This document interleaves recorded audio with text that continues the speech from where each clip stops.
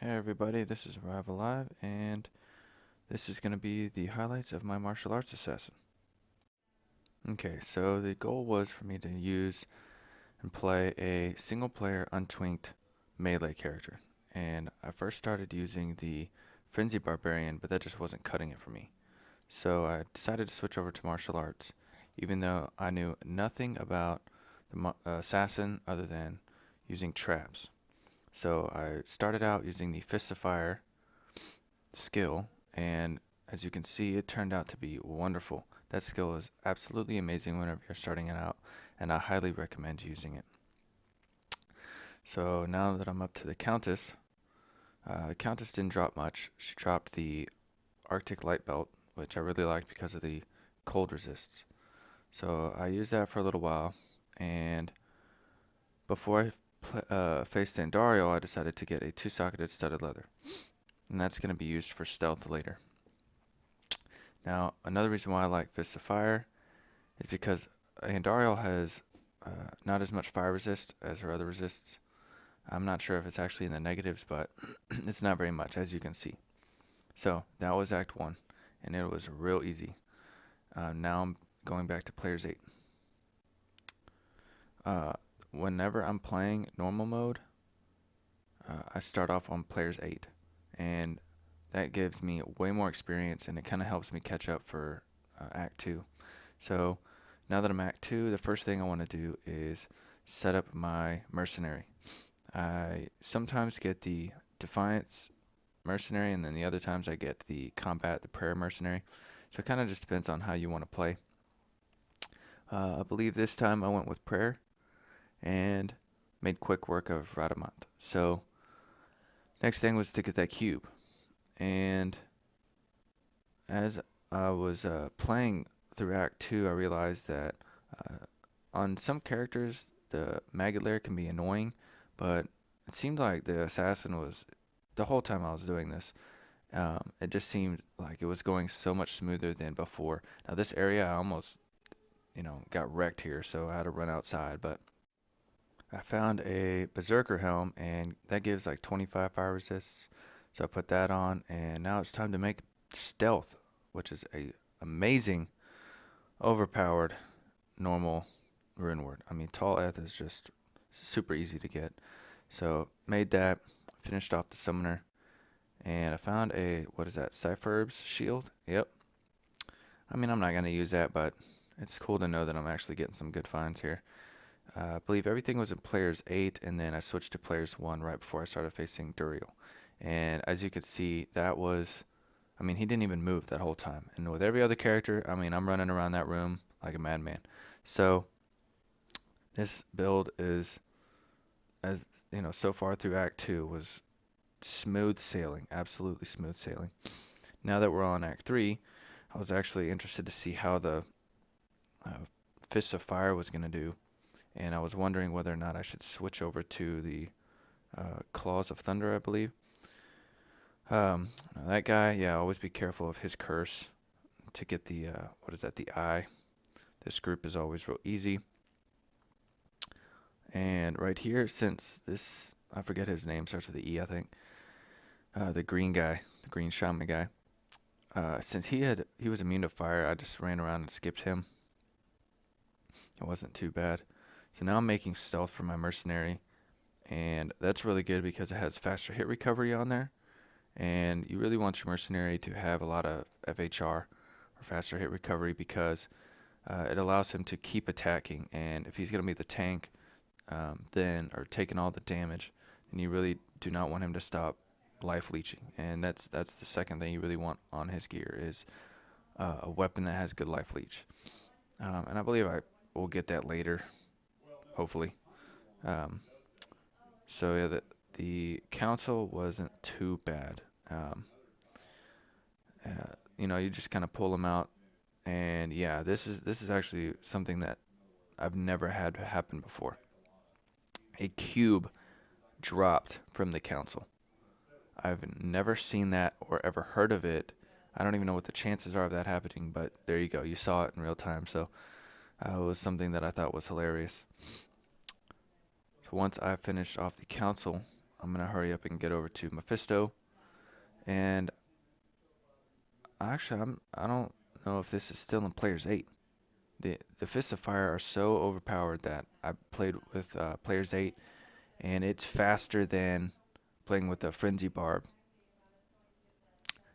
Basically, unlike Players 1 or Players 3, it's just so much damage. It's amazing. And by this time, you know, you have your what, level 27. You're getting close, you know, a couple levels past 24 maybe. I like to kill Duriel at 24. So that wasn't too bad. Um, Whenever your mercenary doesn't die on Mephisto, that's always a good thing. So I switched to Players 1, and the reason why I did that is because I originally ran out there at Players 8, and it was taking way too much time to kill a single mob. So I'm sure that mobs here have like higher fire resist or something because they just like were not dying. Now, Iswell has got to have less health. This guy, I mean, his attacks aren't too strong, but he is a beast of a tank. So right here I'm showing my skills a little bit. I see I have max Fists of Fire, and I started stacking and Dragon Claw. Actually, I wouldn't recommend doing that. You could definitely get some other skills. Get Mind Blast, um, get Cloak of Shadows, start being that Swiss Army knife that the assassin was built to be. You know, having all this versatility. That's definitely her style. And I didn't learn that until after this. So this pack is the worst. I'm not sure about y'all, but I'd like to hear in the comments a better way to handle this pack because this is just drives me crazy all the time. After I finish that, res my merc and grab a stack up on some potions. Now, I'm still using that Arctic belt, and it's great and all, but I think in a little bit that thing just drove me crazy. I mean, 2 rows just wasn't enough, so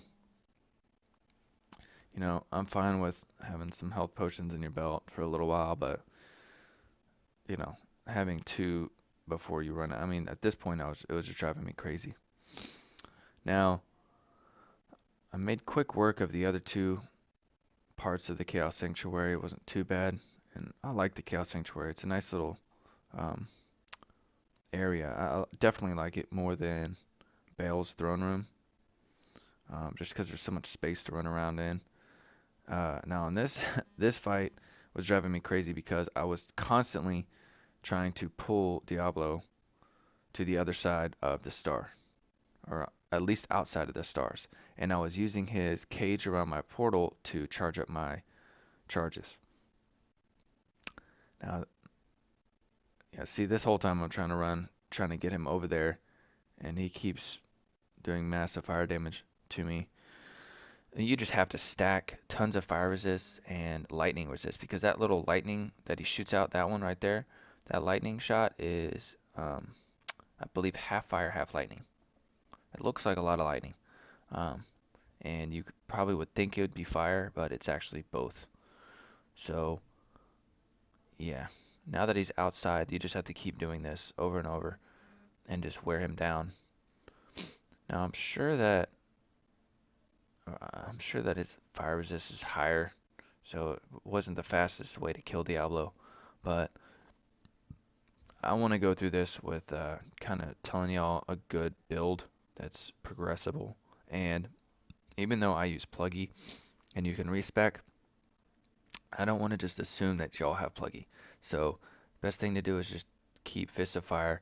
Once you get past Diablo, that's about as hard as it gets because everything else past this was pretty easy with the fire attack. So these gloves I got from Eldritch were great. 23, what is it, MF, and some really good lightning resists. And after a while of farming Eldritch, I decided to get new Katars and get some with increased attack speed. So once I was done farming Eldritch, I just continued, and finally, there we go. I found the weapon that has Life Leech for my mercenary. And remember to pick up all of these corpses and everything. See, I just showed 2 times there back to back where I found runes from those corpses. Open up as many chests, corpse, whatever, all those things. Just try to get as many of them as you possibly can. Finished rescuing Anya, get the scroll, run down, and I don't know about y'all, but Anya has yet to give me a single item I can possibly use that is any better than what I already have. This one has amplified damage. I know that's great. It probably could have been used for a boss and whatnot, but oh, actually, I did use it here. Look at that. So that's, I think, the first time that's ever happened. But for the most part, I don't think any other time I've been able to, and I decided to use that because of the amplified damage. If it didn't have the amplified damage, yet again, I would not have used it. So I don't know about y'all, but let me know if she's ever given you anything that's worthwhile. On the Ancients, the best thing to do is have slow target. That's the best mod for Ancients because they're it's kind of the best mod for bosses, and I would consider them boss level. I think Israel, all the bosses and the Ancients are boss level kind of stuff. You use the same mods basically. Crushing Blow, slows target. That's the best way to handle some high health targets like that.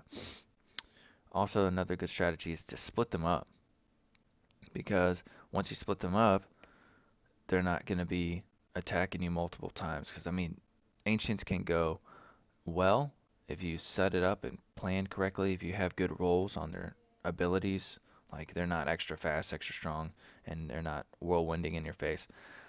Or you can have, you know, it could go both ways essentially. So now I'm just making quick work of each wave.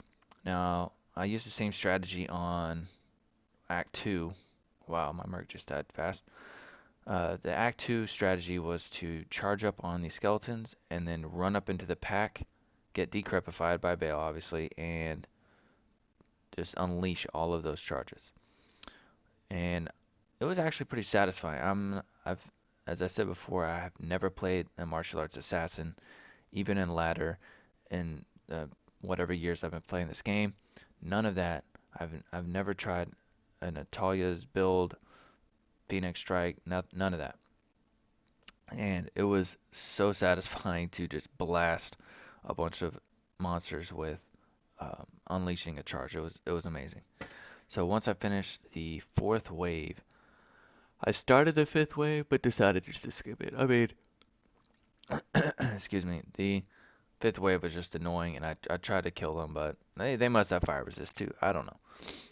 Um, Now, if you ever get Bale where he clones himself, a trick that I know about is just to open up a portal, like in a corner or something, run around to where I just was, open up a portal, just refresh a little bit, get some extra potions, and get some thawing potions too, because when I was doing this fight, I realized that, with him doing all this cold damage, throwing some thawing potions, just stack a bunch. I mean, I think I had 85 cold resist the whole time I was doing this. So I just come back in and then go back. And there you go, his clone is gone. If you see his name in his health bar, his name is actually to the left of the word demon. That's how you know that it is the true Bale. The clone is where the names will line up. So you'll see demon directly under the B for Bale. So in this case, you can see that it's offset. It's like justified center.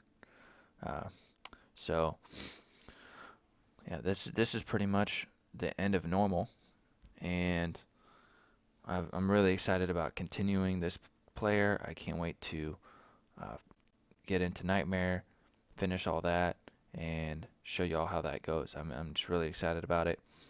And if y'all have any suggestions to playing in Hell mode, I have some suggestions for getting through Nightmare, so I'm not too worried about that. But um, I'm gonna try out the Phoenix Strike build and see how that goes.